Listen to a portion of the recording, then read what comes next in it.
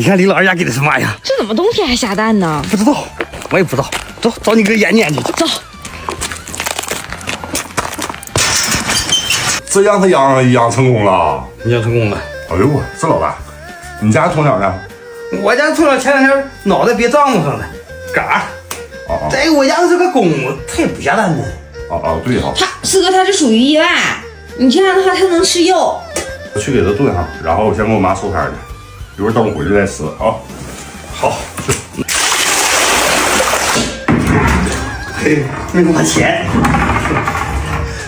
哎，这不行，四哥，我这哥知道就好，不高兴了。啥不高兴？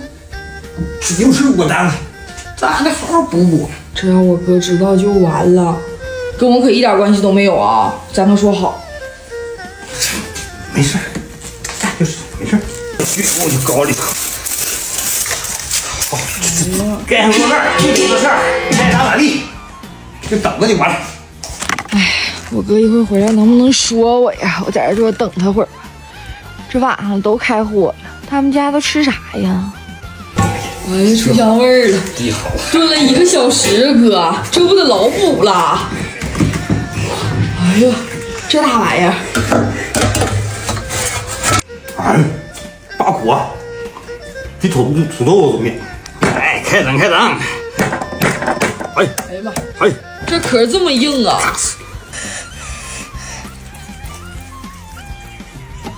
哎呦，我这大黄的，这也太大了！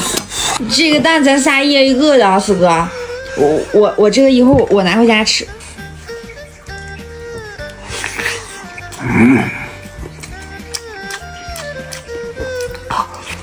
哎，老的，哎，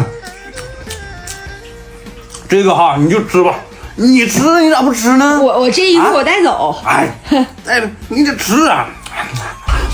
哎，哥你回来啦！你的蛋搁这儿，我没动你的蛋，在这儿了。给你留的啊，挺好啊。啊，黄挺大。你上来尝尝。晶莹剔透的，哎呦，颤颤巍巍的呢，咋哥？一人一个哈。啊。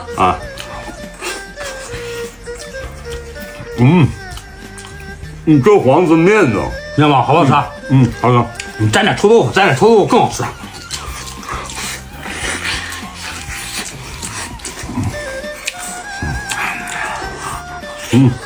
咋这么香啊？看你手不真是，这手适合切皮冻。哎，这个黄你吃不了，吃不了我来。哎，太热情了。事儿行。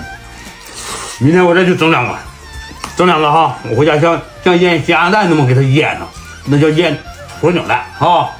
那盖就是老盖。哎，反正